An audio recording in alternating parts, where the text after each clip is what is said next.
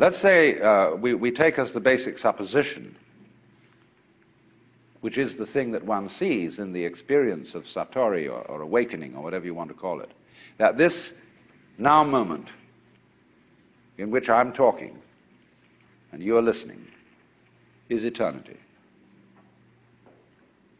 That although we have somehow conned ourselves into the notion that this moment is rather ordinary and that we may not feel very well and that we're sort of vaguely frustrated and worried and so on, and that it ought to be changed.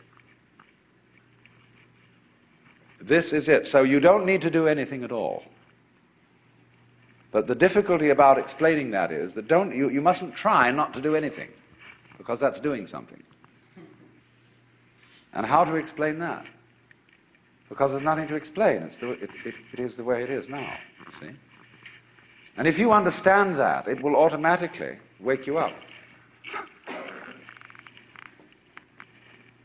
That's why Zen teachers use shock treatment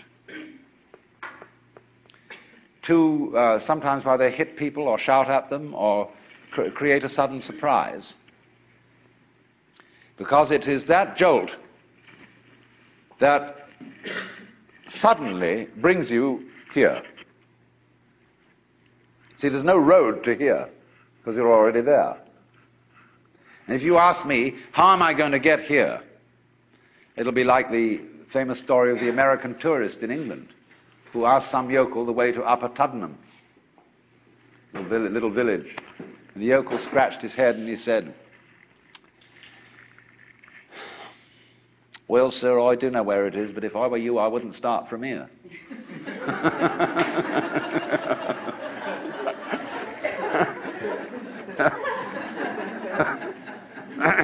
So you see, when you ask, how do I attain the knowledge of God? How do I attain nirvana, liberation? All I can say is it's the wrong question.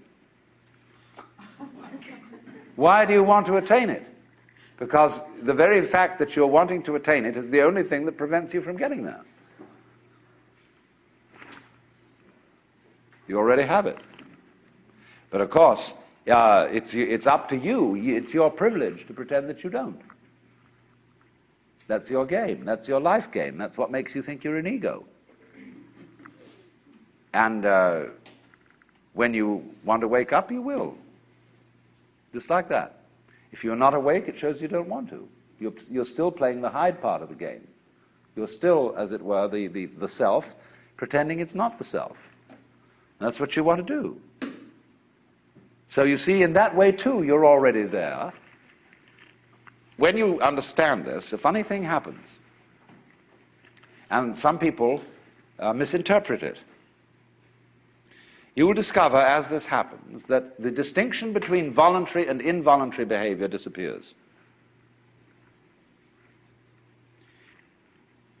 You will realize that what you describe as things under your own will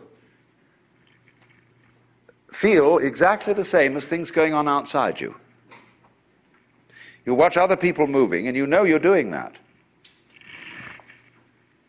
Just like you're breathing or circulating your blood. If you don't understand what's going on, you're liable to get crazy at this point and to feel that you are God in the Jehovah sense. To say that you actually have power over other people so that you could alter what they're doing, and that you are omnipotent in a very crude, literal kind of Bible sense, you see. And a lot of people feel that and they go crazy. They have to put them away. They think they're Jesus Christ and that everybody ought to fall down and worship. That's only they got their wires crossed. They haven't been able to, this experience happened to them, but they don't know how to interpret it. So be careful of that. Jung calls it inflation.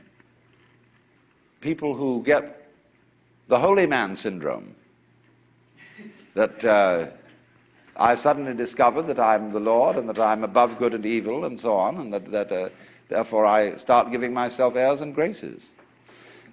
But the point is everybody else is too. If you discover that you're that, then you ought to know that everybody else is. Well, for example, let's see how in other ways you might realize this. Most people think when they open their eyes and look around that what they are seeing is outside. It seems, doesn't it, that you are behind your eyes, and that behind the eyes there is a blank, which you can't see at all. Turn around and you see something else in front of you. But behind the eyes there seems to be something that has no color. It isn't dark, it isn't light, it's just, it's there from a tactile standpoint. You can feel it with your fingers, although you don't get inside it. But what is that behind your eyes, you see? Well, actually, when you look out there and see all these people and things sitting around, that's how it feels inside your head. The color of this room is back here in the nervous system, where the optical nerves are at the back of the head. It's in there. It's what you're experiencing. What you see out here is a neurological experience. Now, if that hits you, and you feel sensuously that that's so, you may think that then therefore, the external world is all inside my skull. But you've got to correct that with the thought that your skull is also in the external world. So you suddenly begin to feel, well, wow, what a kind of a situation is this? It's inside me, and I'm inside it, and it's inside me, and I'm inside it. But that's the way it is. This is what you could call transaction, rather than interaction, between the individual and the world. Just like, for example, in buying and selling, there cannot be an act of buying unless there's simultaneously an act of selling, and vice versa. So the relationship between the organism and the environment is transactional. The environment grows the organism, and in turn the organism creates the environment. The organism turns the sun into light, but it requires there to be an environment containing a sun for there to be an organism at all. And the answer to it is simply, they're all one process. And it isn't that organisms by chance came into this world. Put it rather that this world is the sort of environment which grows organisms. It was that way from the beginning. Just in the same way, the organisms may, in time, have arrived in the scene or out of the scene later than the beginning of the scene.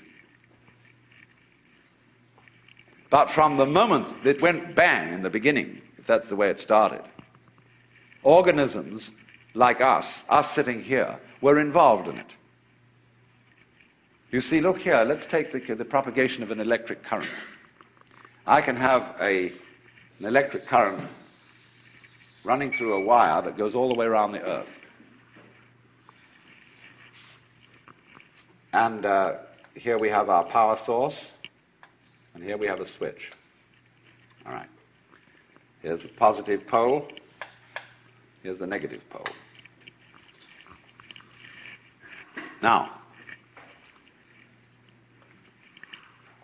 before that switch closes, the current doesn't exactly behave like water in a pipe. There isn't current here waiting to jump the gap as soon as the switch is closed. The current doesn't even start until the switch is closed from the positive pole. It never starts unless the point of arrival is there. Now, it'll take an interval for that current to get going and circuit if it's going all the way around the Earth. It's a long run. But the finishing point has to be closed before it will even start from the beginning. In a similar way, although in the development of any physical system, there may be billions of years between the creation of the most primitive form of energy and then the arrival of intelligent life. That billions of years is just the same thing as the trip of the current round the wire. It takes a little time. But it's already implied. It takes time for an acorn to turn into an oak. But the oak is already implied in the acorn. And so in any lump of rock floating about in space, there is implicit human intelligence. Sometime, somehow, somewhere. They all go together. So don't differentiate yourself and stand off against this and say, I am a living organism in a world made of a lot of dead junk, rocks and stuff. It all goes together. Those rocks are just as much you as your fingernails. You need rocks. What are you going to stand on?